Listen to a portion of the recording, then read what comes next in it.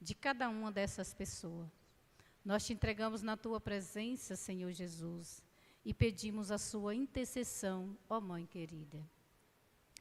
Dai-nos a bênção, ó Mãe querida, Nossa Senhora Aparecida. Meus queridos irmãos e minhas irmãs, saudação, paz em nosso Senhor Jesus Cristo. Hoje, a Santa Mãe Igreja celebra com muita dignidade, com muito zelo, esses dois baluartes, esses dois corifeus da fé católica, da fé cristã.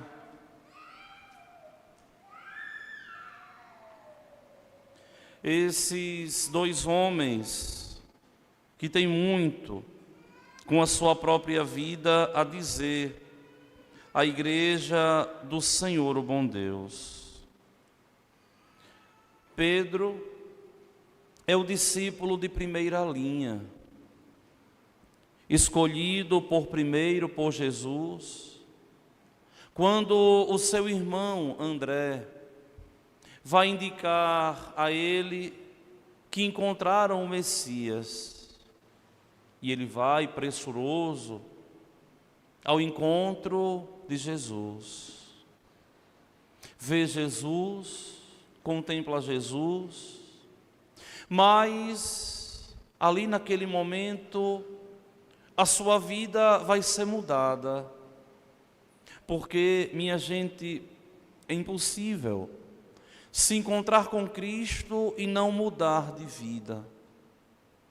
É impossível se encontrar com Jesus e ficar do mesmo jeito. Quem se encontra com Cristo muda e a vida não é mais a mesma.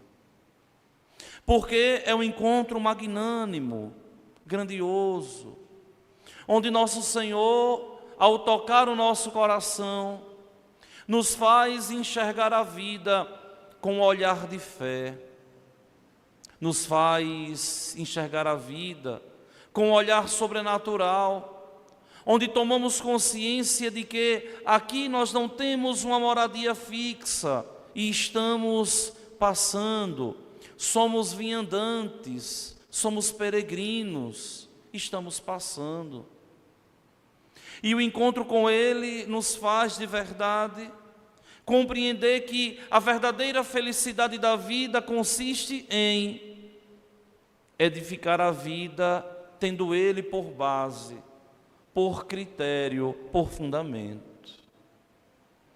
É uma pena que essa mudança de vida chamada na teologia de metanoia, que é uma mudança de mentalidade,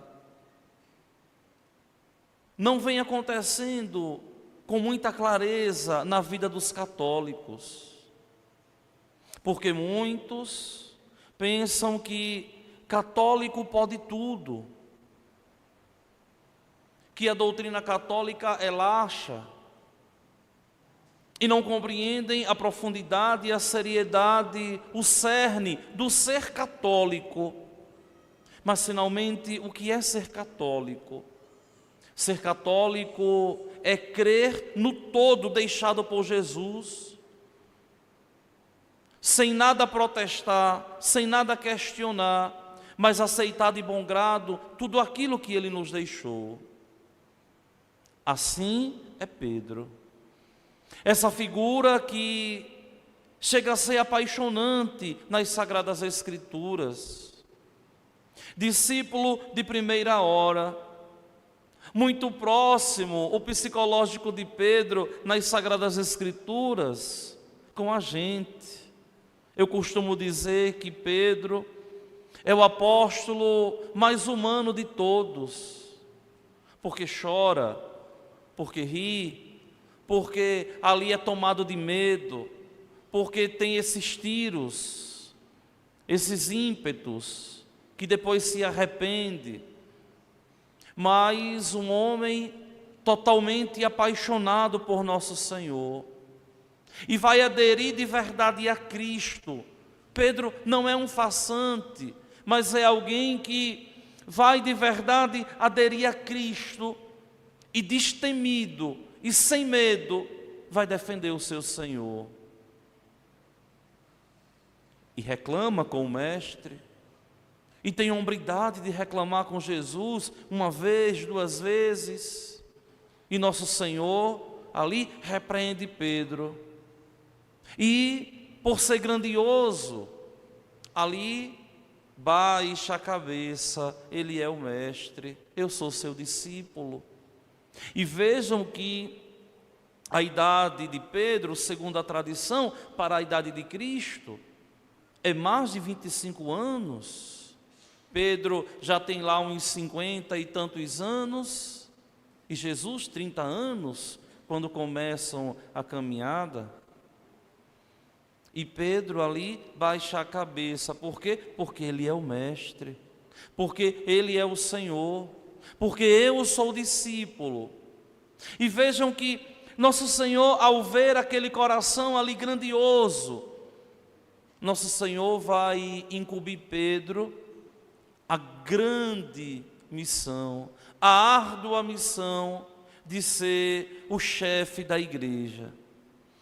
Se vocês têm curiosidade de olhar nos evangelhos, Mateus, Marcos, Lucas e João, a lista do colégio apostólico, vocês vão ver que os evangelistas sempre colocam Pedro em primeiro lugar. Por quê? Porque Pedro é o primeiro entre todos os outros. Não é Tiago, chamado irmão do Senhor, parente de Jesus. Não é João, o discípulo amado de nosso Senhor. Não. Mas é Pedro o primeiro. É tanto que na tradição cristã, Pedro recebe o título de primus inter pares, ou seja, o primeiro entre os demais, entre os pares, entre os iguais. É o que muita gente aqui não consegue entender, que o Santo Padre, o Papa, sucessor de Pedro, os bispos todos, sucessores dos apóstolos, estão no mesmo nível. O Santo Padre, o Papa e os bispos, todos são bispos. A diferença é que o bispo de Roma é chamado de Papa. O bispo de Roma, o Santo Padre, o Papa, é um bispo tal qual o nosso bispo aqui, Dom Roberto. A diferença é que, por ser bispo eleito da Diocese de Roma, tem nas suas mãos o poder imediato de toda a Igreja Católica em todo o mundo e da cidade-estado do Vaticano. Mas não é um superbispo, é um bispo igual os outros bispos. Como Pedro era um apóstolo, como os outros apóstolos. A diferença é que Pedro era o primeiro entre os outros, e o Santo Padre, o Papa, é o primeiro entre os 4.000 bispos espalhados por todo o mundo. Pedro era o primeiro entre os 12. O Santo Padre, o Papa, é o primeiro entre os mais de 4.000 bispos espalhados no mundo inteiro. Então vejam que Pedro ali vai negar nosso Senhor. Nega, porque a sua humanidade, vendo aquilo tudo, contemplando a iminente morte de Jesus na cruz, Pedro é tomado de pavor, de medo, porque é humano. E quem não tem medo, quem não passa em algum momento da vida por fobias, por medos, todos nós. Quando bate na porta da nossa casa um grande problema, uma grande dificuldade, quando somos tomados por notícias que nos desestabilizam, o nosso coração fica atemorizado. como Pedro também ficou ao ver o seu Senhor, o seu mestre, sendo condenado e aquele povo todo caindo em cima dele. E Pedro nega, é verdade, nega 3 vezes que era um discípulo do Senhor, mas se arrepende e confia no seu Senhor que o entendeu. Porque vejam, minha gente, é interessante essa relação aqui, porque nosso Senhor entendeu Pedro, porque compreendeu que Pedro foi tomado de medo, como nosso Senhor também nos compreende, quando nós somos tomados de medo, aqui ou acolá, e nosso Senhor perdoou a Pedro, só que não deixou barato, e nosso Senhor vai questionar Pedro, quando se manifesta após a ressurreição. Lembremos-nos que nosso Senhor, ali condenado na quinta-feira, que nós celebramos a quinta-feira santa, é condenado, o destacamento de soldados e guardas romanos vão lá com Judas no Monte das Oliveiras, de propriedade de João Marcos, que vai escrever depois o Evangelho, e nosso Senhor é preso. E Pedro fica à espreita, olhando, observando, mas não tem mais contato íntimo com nosso Senhor. Não tem mais ali um colóquio entre os dois. Nosso Senhor preso, Pedro ali atemorizado. Só que após a ressurreição, nosso Senhor se manifesta.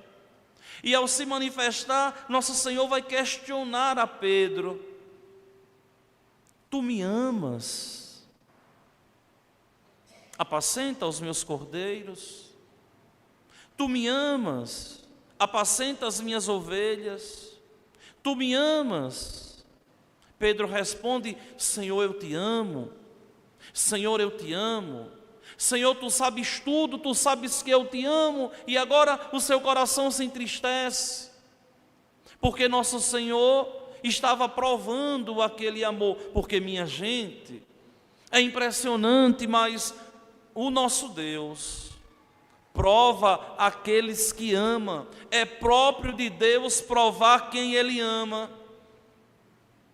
Querem a maior prova que Deus prova? Quando provou o seu próprio Filho. O que é a cruz de Jesus? É uma prova de amor. Só que muitas vezes a gente só enxerga a prova de amor para o nosso lado. Mas a prova de amor da cruz tem 2 vertentes. Provou o amor ao Pai e provou o amor à humanidade. É uma prova de amor dupla. Enquanto Ele se entregava pela nossa salvação, Ele provava ao Pai: olha como eu te amo.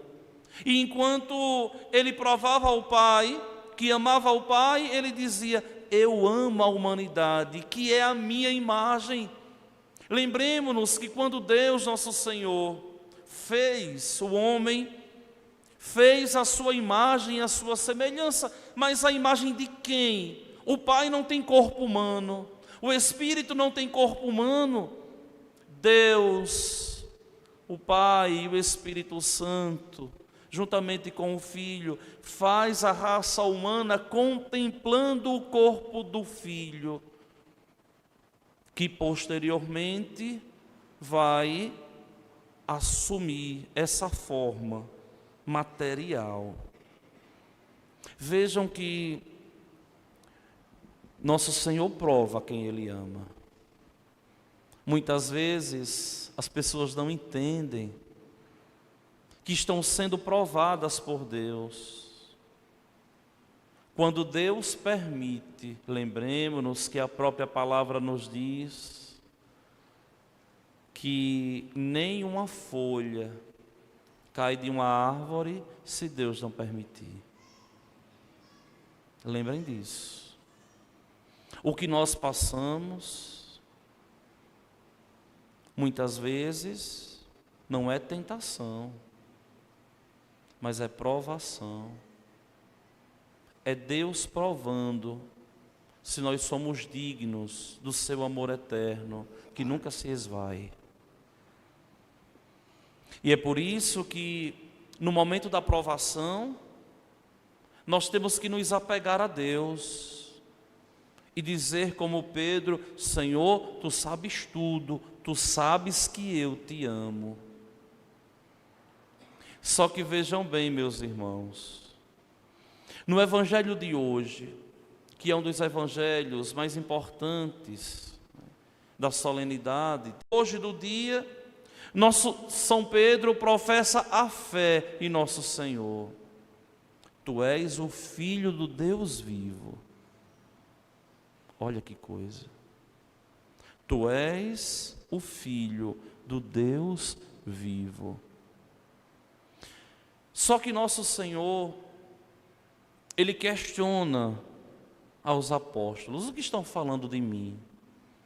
Cada um diz uma coisa. Uns dizem que tu és João, outros dizem que tu és Jeremias, outros estão dizendo que tu és Elias, ou alguns dos profetas. Jesus diz: tudo bem.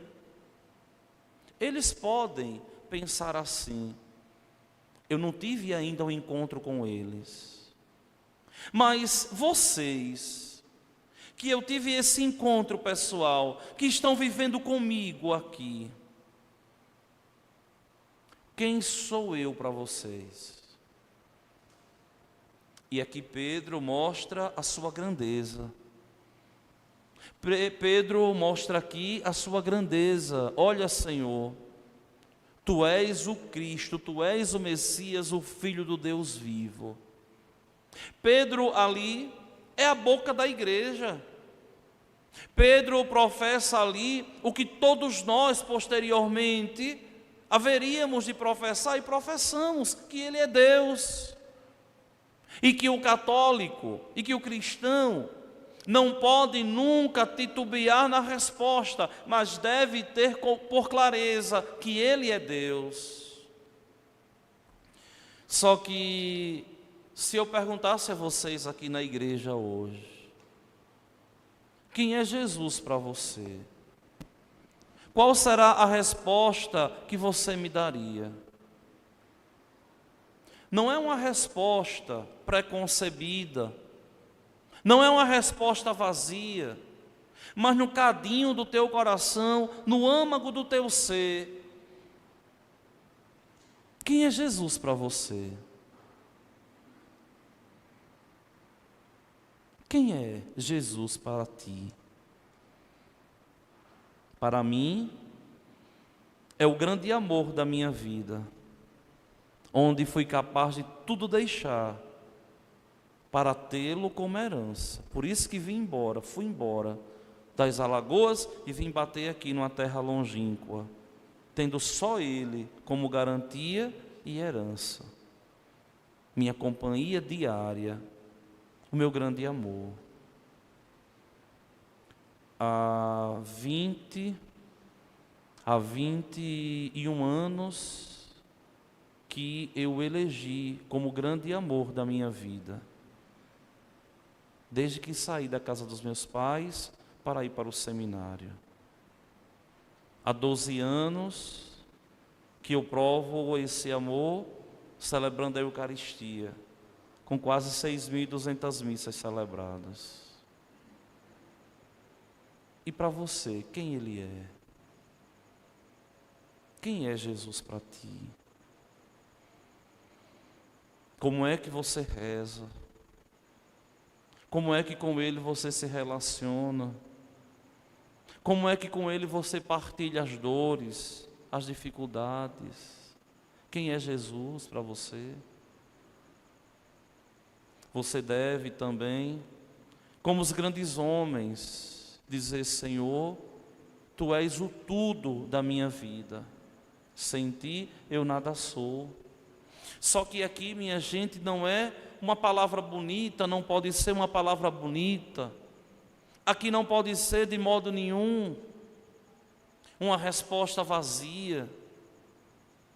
Mas aqui deve ser de verdade uma profissão de amor. Tu és a minha garantia, sem Ti eu nada sou. Cristão que pensa assim, minha gente, vai para o céu. Cristão que pensa assim é feliz, porque não coloca expectativa no outro, porque não coloca expectativa, a felicidade no bolso, porque não coloca as esperanças da vida na alegria momentânea, passageira de uma festa que no outro dia toda a alegria se esvai. Mas quem solidifica a vida em Jesus, de verdade é feliz. É por isso que nunca se ouviu dizer que quem confia em Jesus foi decepcionado, porque Ele não decepciona ninguém. Só que vejam aqui, nosso Senhor elogia as palavras de Pedro. Quando Pedro diz, tu és o Messias, o Filho do Deus vivo, Jesus diz, feliz és tu, Simão, porque não foi um homem que te revelou isso, mas o meu Pai que está no céu. Pedro é um iluminado, por isso colocado por Cristo à frente da igreja. Pedro era um líder nato, conduzia os outros respeitavam. Era um homem ilibado, que foi capaz de tudo deixar por Jesus. E nosso Senhor diz, é por isso que eu te digo que tu és Pedro, e sobre esta pedra eu construirei a minha igreja. Olha, minha gente, Pedro é a pedra visível da igreja, é o fundamento da nossa fé. Por isso que não existe missa em que nós não nomeamos o nome de Pedro. Hoje, Papa Francisco, estamos em comunhão com ele. E a Eucaristia que nós celebramos, a Eucaristia que nós celebramos aqui no altar, é a garantia da salvação, pois estamos em comunhão com o nosso bispo, estamos em comunhão com o Santo Padre, o Papa. Pedro, no caso hoje o Papa Francisco, que depois de São Pedro é o Papa de número 265, se a gente colocar Pedro na conta, Papa Francisco é 266. Então vejam aqui, a fé é solidificada na cabeça visível que é o Papa. E observem que Jesus aqui vai dizer assim, olha, sobre esta pedra eu vou construir a minha igreja. Eu não sei se vocês sabem, mas ali a Basílica de São Pedro, que é a sede da cidade-estado do Vaticano, está construída sobre o túmulo de São Pedro. Né? Ali é o lugar exato que a igreja construiu aquela basílica. Né? E se vocês olham a Basílica de São Pedro, depois quem tiver curiosidade pode olhar no Google, né? A basílica é um modelo de uma chave. A chave do reino dos céus. Depois vocês olhem. Então vejam que aqui Pedro é colocado à frente da igreja para zelar, para conduzir a igreja que pertence a Cristo. Construirei, Pedro, a minha igreja, não é a tua, Pedro. É por isso que muita gente não consegue entender muita coisa, mas o Santo Padre, o Papa, ele não pode mudar muita coisa. Tem coisas que o Papa não pode mudar, porque não pertence a ele, a igreja, pertence a Cristo. Ele é simplesmente um administrador, um dispensador, o ponto de unidade da fé católica, mas a igreja não é dele. Quando tem uma mudança de Papa, nós vimos isso em 2000, eu vivi isso dentro da igreja, em 2005, quando o Papa João Paulo II morreu, quando o Papa Bento assumiu. Depois vimos isso em 2013, quando o Papa Bento renunciou, foi rezar. o Papa Francisco assumiu, a grande mídia danada, não é? Agora a igreja vai fazer isso, vai fazer aquilo, mas o Papa não pode, de jeito nenhum, porque a igreja não pertence a ele, pertence a Cristo, e vai ser assim até que ele volte. Então vejam que a igreja, ela pertence a Cristo, é dele, é propriedade dele, é posse dele, não é do Papa, não é nossa, é dele. E quando nós vivemos em comunhão com ele, a igreja também nos pertence, porque existe aqui uma união entre o nosso ser e Cristo. Por isso a Eucaristia, a nos aproximar, a nos alimentar e nos transformar no corpo de Cristo. Só que tem uma coisa, a grande garantia da liturgia hoje da igreja, a grande garantia da fé da igreja, da doutrina, da retidão da igreja, são as palavras de Jesus. E o poder do inferno nunca poderá vencê-la. Minha gente, olha, nós estamos dentro da igreja, que já está de pé há 2000 anos. Se existe uma instituição que consegue lidar com a raça humana e sobreviver, é a Igreja Católica. Porque de Cristo, porque conduzida pelo Espírito Santo, porque ficará de pé até ele voltar. Nunca houve um momento da história, nesses 2000 anos, que a igreja não estivesse de pé. E já tentaram, de todas as formas, destruir a igreja. Basta a gente imaginar Nero, ou Diocleciano, ao matar Sebastião, Luzia, Inês e tantos outros, uma perseguição sistemática contra a igreja. Basta a gente pensar na União Soviética, naquela loucura ali, proibindo a igreja de ficar de pé. Basta a gente imaginar do Partido Comunista Chinês, que está aí hoje ainda perseguindo a igreja, ou essa crise que está lá na Nicarágua nesse exato momento. E ninguém pode destruir a igreja, nem os escândalos dos filhos da igreja, que envergonham a igreja, destrói essa igreja. Por quê? Porque ela é de Cristo. E o poder do inferno nunca vai prevalecer sobre ela, porque é a igreja de Jesus. E vejam que nosso Senhor diz: Tu és Pedro, e sobre esta pedra eu edificarei a minha igreja.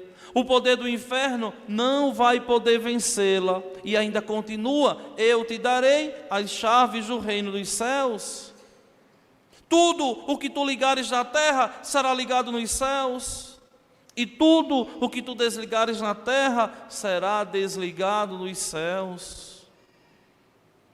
Aqui nós temos a garantia da ortodoxia da nossa fé, da retidão da nossa fé.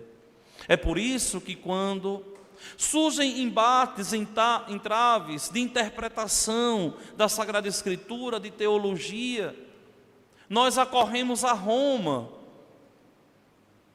E Roma responde, o Santo Padre responde, se está certo, se está errado, e vai dirimir as dúvidas todas. E existe uma máxima na igreja que diz assim: Roma locuta, causa finita est. Roma falou, o problema acabou. É o Santo Padre que tem o poder de clarear a fé. Roma locuta, causa finita est. Roma falou, o problema acabou. E aqui nós temos a garantia de uma interpretação autêntica da palavra de Deus, iluminada pelo magistério, pelo Espírito Santo de Deus, interpretada pelos fiéis pastores. Aqui nós temos a garantia da tradição arraigada em nós de sermos católicos. sementeira de salvação, homens e mulheres corajosos, tementes a Deus e unicamente a Deus, e destemidos das artimanhas de Satanás.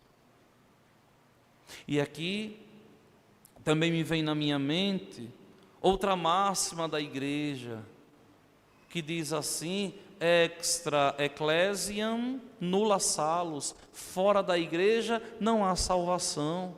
Sim, porque todo o patrimônio cristão que existe no mundo é a Igreja Católica, bendita Igreja Católica, fundada por Jesus em Pedro, que é a guardiã. Até o que os protestantes conhecem de fé, conhecem porque a Igreja Católica guardou. Lembremos-nos que até 1517 anos só existia a fé católica. E até a palavra de Deus, que o protestante tem na mão, foi guardada pela Igreja Católica.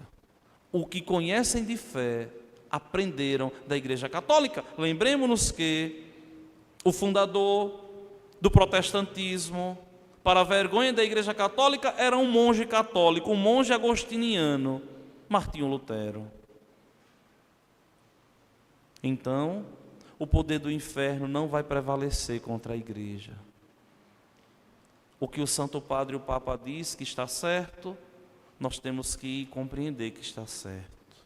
O que ele diz que está errado, nós temos que aceitar que está errado.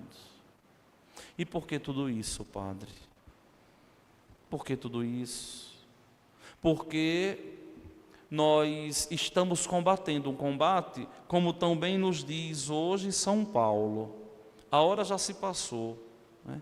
Mas a vontade ainda tinha de pregar um pouquinho sobre Paulo. Mas, só para terminar, tudo isso, a obediência à igreja, a intimidade com Cristo, é para que a gente possa nos guardar do mal e nos aproximar dele e sermos por ele protegidos.